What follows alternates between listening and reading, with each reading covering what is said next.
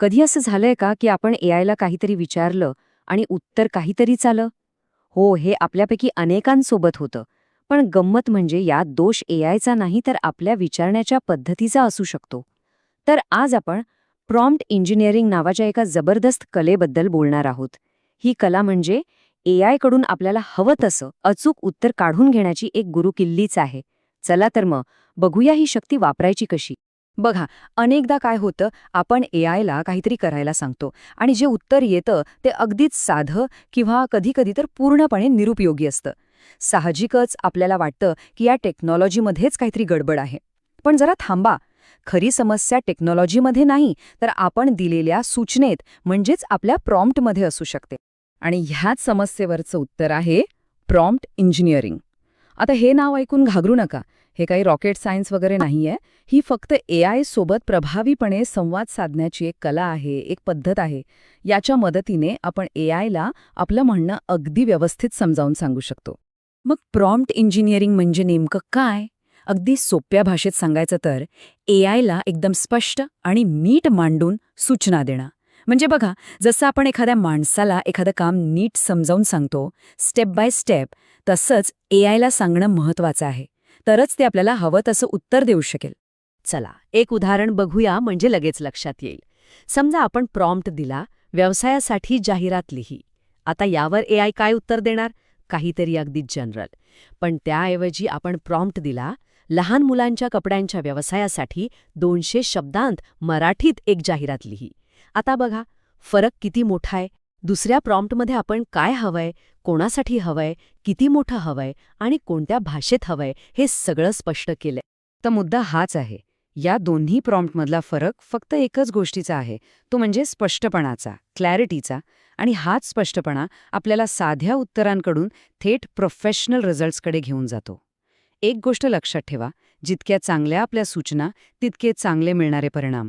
बरं, मग आता प्रश्न येतो की असा स्पष्ट प्रॉम्प्ट तयार करायचा तरी कसा? तर एका चांगल्या प्रॉम्प्टमध्ये काही महत्त्वाचे घटक असतात. हे अगदी एखाद्या चविष्ट पदार्थाच्या रेसिपीसारखं आहे, ज्यात योग्य साहित्य योग्य प्रमाणात घालावं लागतं. चला तर मग पाहूया हे घटक कोणते आहेत.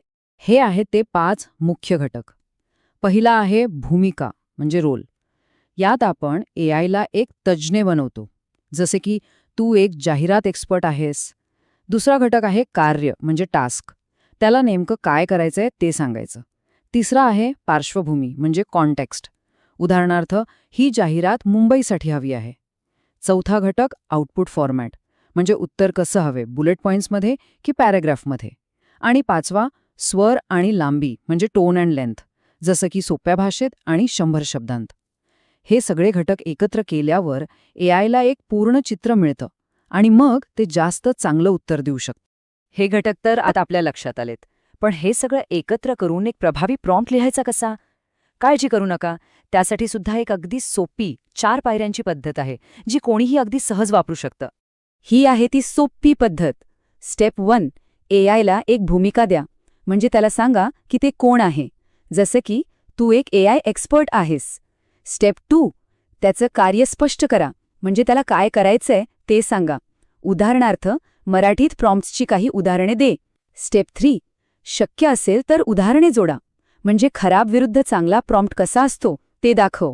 आणि शेवटची स्टेप 4, आउटपुट कसं हवंय याचे निर्देश द्या. जसं की मला हे सगळं एका टेबलच्या स्वरूपात दे. बघा, आहे की नाही सोप्पं? तर आत्तापर्यंत आपण पाहिलं की प्रॉम्प्ट कसा बनवायचा, त्याचे महत्त्वाचे घटक कोणते आहेत. या सगळ्याच्या मुळाशी एकच तत्त्व आहे आणि ते म्हणजे स्पष्ट सूचनांची ताकद. चला, याच शक्तीबद्दल थोडं बोलूया. हे एक वाक्य या संपूर्ण विषयाचा सार सांगतं. खराब प्रॉम्प्टमुळे अनावश्यक उत्तर मिळतं, तर चांगल्या प्रॉम्प्टमुळे प्रोफेशनल रिझल्ट मिळतो. म्हणजे बघा, आपल्या सूचनांची गुणवत्ताच आपल्याला मिळणाऱ्या परिणामांची गुणवत्ता ठरवते. सगळा खेळ हा सूचनांचा आहे. थोडक्यात सांगायचं तर, जर आपल्याला एआयकडून उत्तम उत्तरं हवी असतील, तर त्याला उत्तम सूचना देणं ही आपली जबाबदारी आहे. एआय हे खूप शक्तिशाली साधन आहे, यात शंका नाही, पण त्याला योग्य दिशा दाखवणं हे पूर्णपणे आपल्या हातात आहे. तर मग आज आपण प्रॉम्प्ट इंजिनिअरिंगची ही कला शिकलो आहोत. आता AI हे आपल्या हातातलं एक अधिक शक्तिशाली साधन बनले आहे, नाही का? तर मग आता विचार करा, ही नवी शक्ती वापरून आपली पहिली एकदम अचूक सूचना काय असेल?